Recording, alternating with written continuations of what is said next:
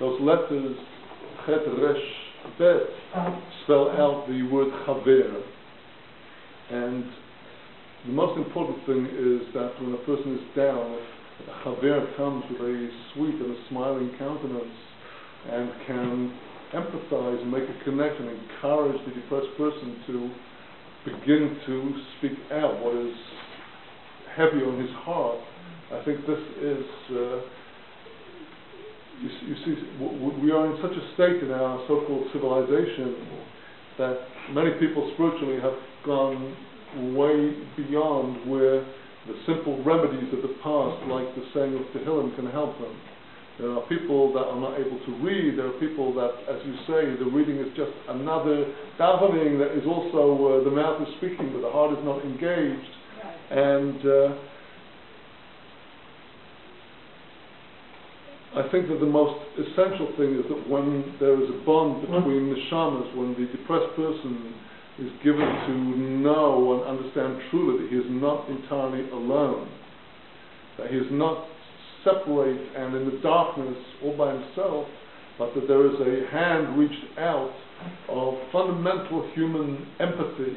Fundamental, when he says something, you know he's going to be heard and not just treated with a, leave us alone and go back into your shell and so on. So I would say that first and foremost is the human bond. And who knows if David HaMelech actually sang a Tehillim to King Saul, or whether it was the simple wordless language of melody that was able to reach the soul of Saul. So perhaps with Chavruta, with friendship, comes also the power of music in itself. We could find the right music to deal with it. There are some therapists who are using music to try to help people to battle with this issue.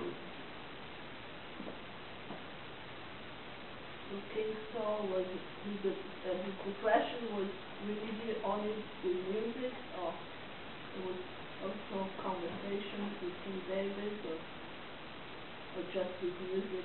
So it would appear from the words of Tanakh are very closed up, and we have very bare clues to go by. From the description of David, which I read you, as the Gibor Chayil, who understands things, it would appear that it was the beauty of his way of expounding the Torah, which was able to find its way to the heart of Shaul. It's another thing, you see, one of the great arts of the real healer is to put old wine in new vessels. And many times it's necessary to bring out the old ancient truth of the Torah in a drasha that is sweet and engaging. And this is why many times the Chachamim went to Midrash in order to teach their points. They went to the sweetness of Midrash, which engages the heart, the sweetness of Agadah. And so I agree with you, there are some cases where just more of the same davening is not going to help. And it's the innovation with which we take off the scales and we see the Torah and the way of Hashem in a new way that can be inspiring to people.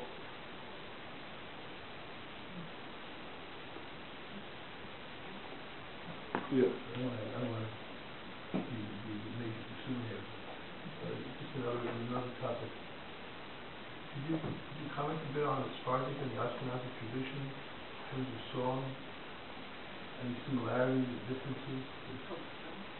Well, I think particularly since the 1940s, we've been in the most wonderful position to experience through the melting pot that is Israel, the many great varieties of song that were brought to Eretz Israel by communities that came from east and west.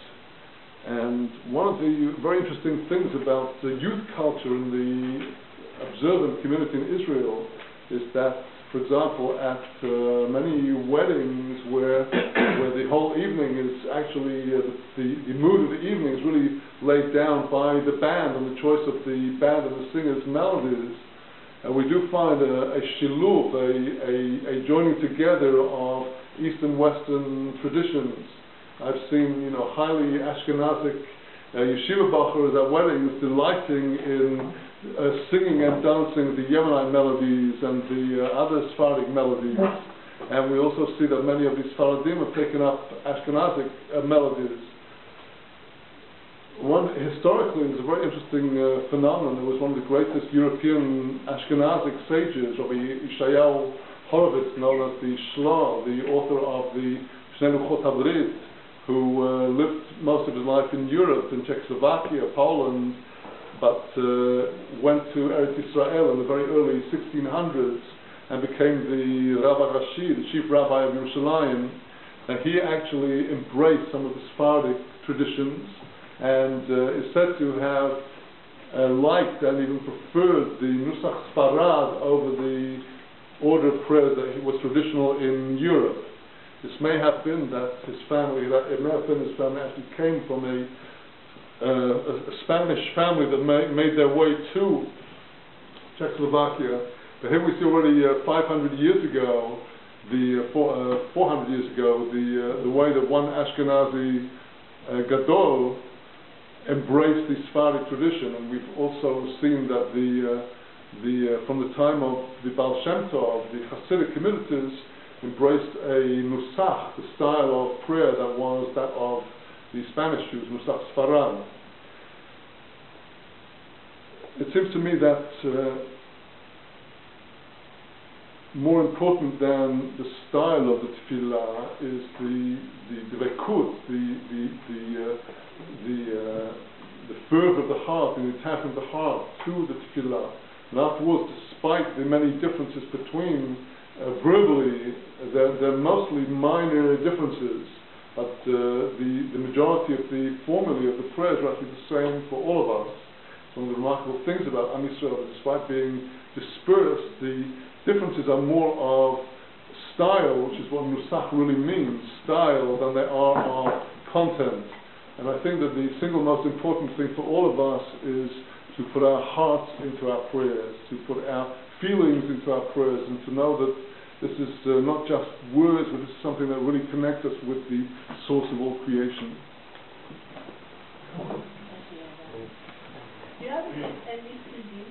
You have a beautiful voice, by the way. Do you have any CDs? Well, if you go to www.azamra.org and scroll down the page, you'll get links to some Hasidic melodies which I've been singing and performing. And you can download the MP3s free. Thank you very much. Thank you very much. There are some books there for purchase, and we want to thank again Rabbi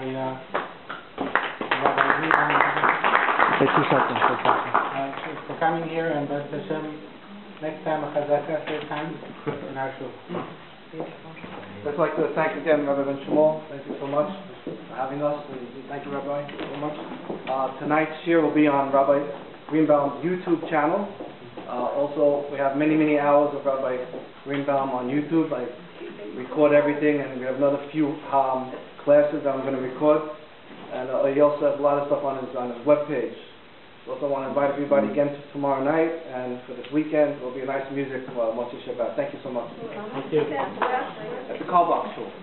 They're having Malama Malka. Tomorrow night is Cafe Classical. We're having in a restaurant. We're having a lot of people. You're welcome to come. 57 between at the Carlbach Shul on the west side. 79.